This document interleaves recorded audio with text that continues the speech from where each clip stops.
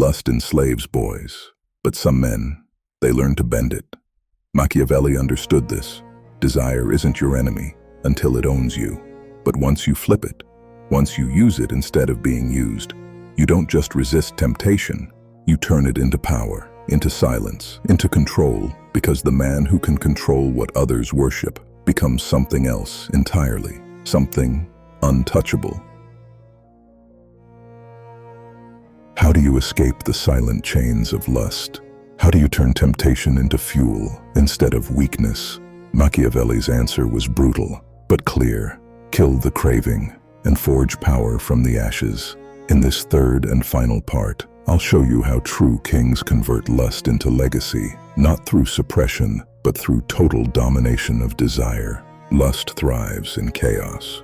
Moments when your mind is idle, when your mission is blurry, when you're scrolling through life, not building it. But discipline is structure. It gives your day a spine and your mind a shield. You ever notice? The days you're most tempted are the days you had no real plan, no purpose, no pressure, just floating. That's when lust slips in, not as a monster, but as a comfort.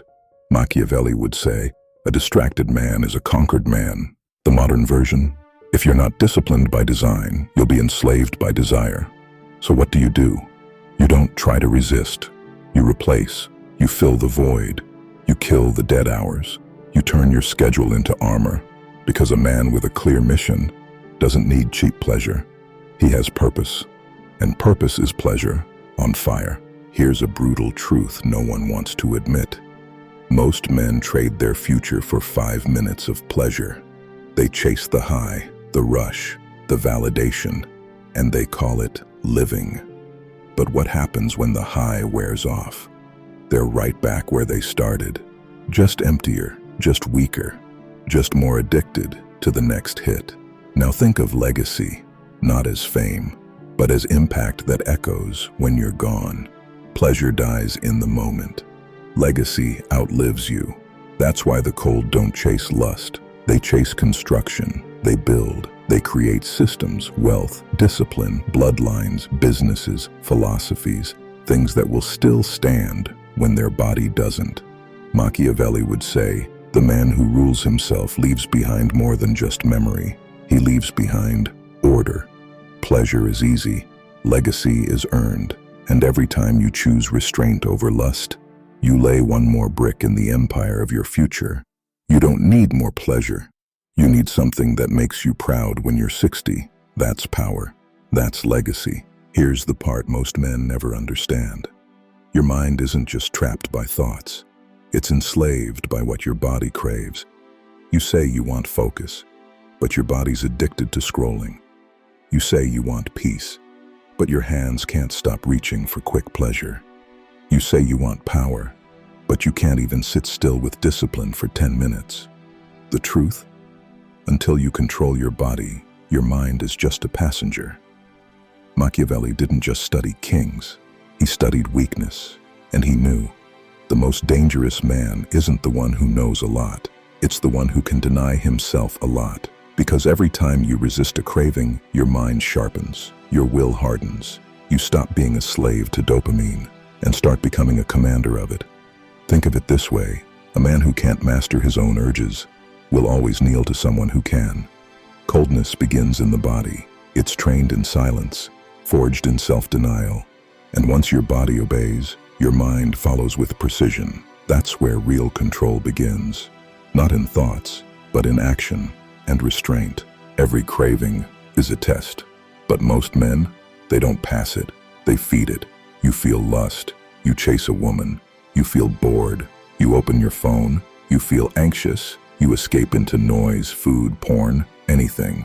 But here's the shift Machiavelli would demand. Stop feeding the craving. Start using it. Turn the weakness into a weapon. Feel the itch for validation. Don't scroll. Strategize. Use that energy to build something so powerful. They'll beg for your attention. Feel tempted to chase someone? Ask instead, how does this move me closer to my power? If it doesn't, it's a distraction. And distractions are just poison. That tastes sweet. Here's the rule. When the craving hits, don't react. Pause, breathe, then plan. Because the cold don't suppress cravings by force. They replace them with something higher, something strategic, something that compounds. Every craving you conquer becomes fuel for your next level. Let that sink in. The truth is, lust never truly dies.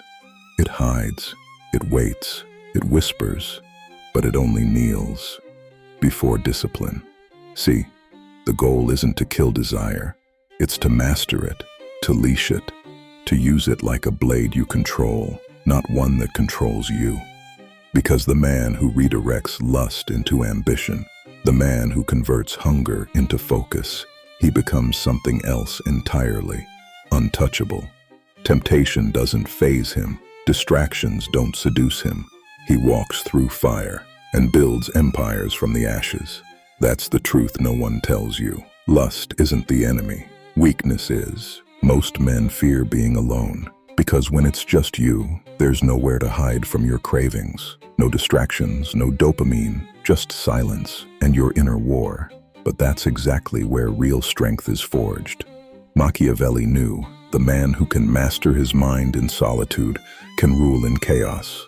See, lust doesn't grow strongest in public.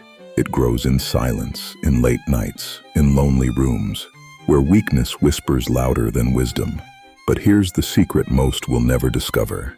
If you stay in that silence long enough, if you sit with the fire without feeding it, the craving dies, and something stronger is born, willpower.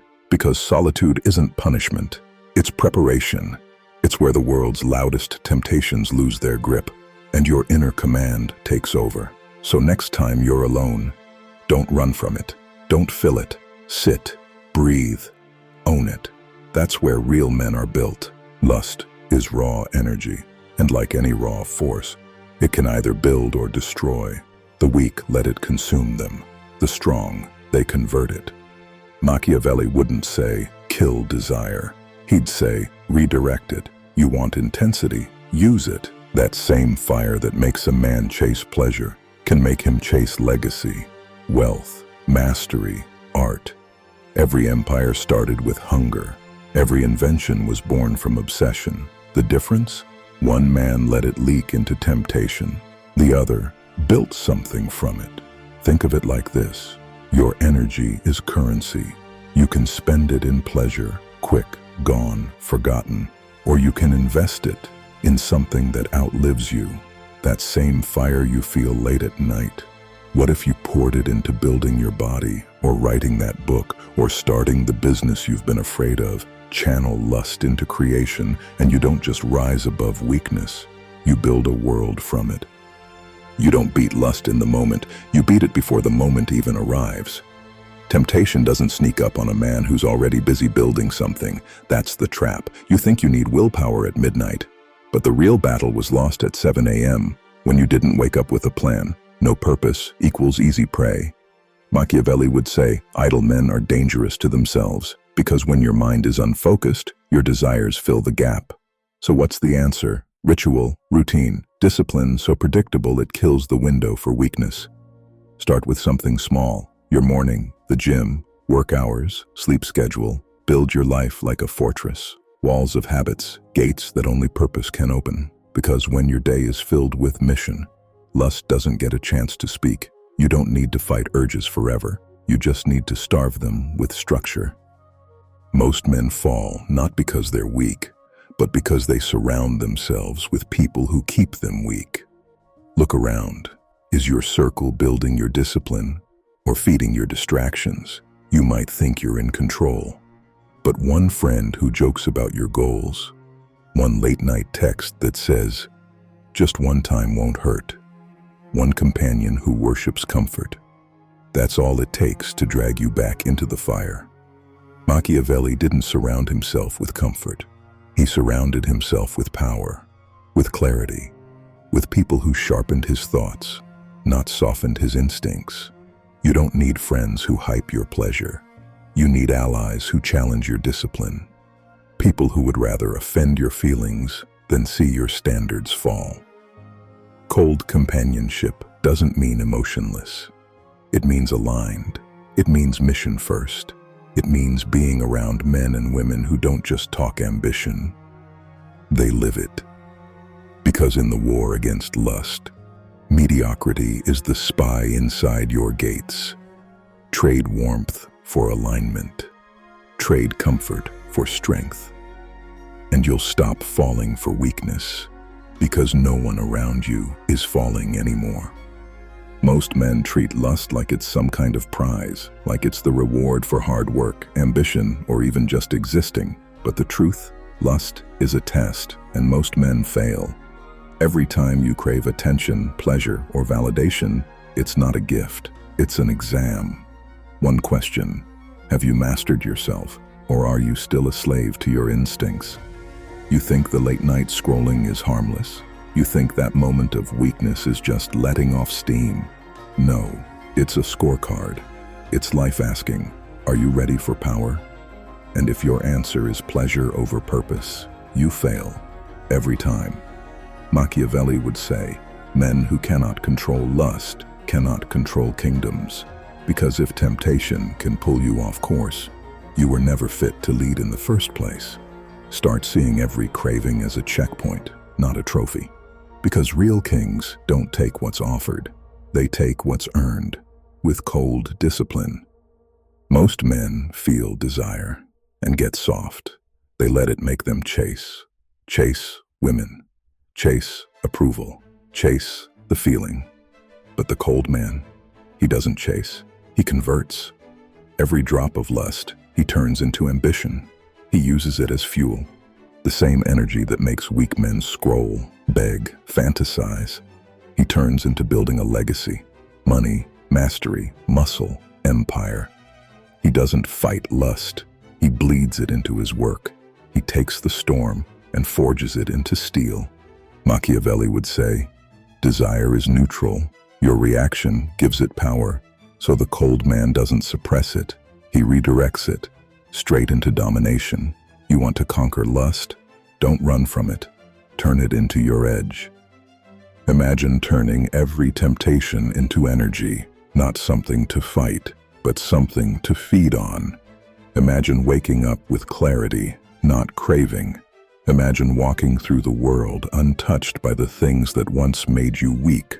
The scrolling, the urges, the need to be seen.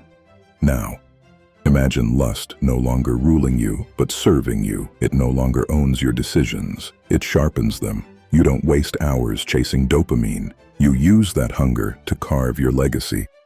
That's the path Machiavelli whispers, not for the average, not for the soft, but for the few, the ones ready to kill lust and inherit a strength most men can't even imagine, a strength that doesn't fade when the night ends, a strength that echoes in power, in silence, in legacy.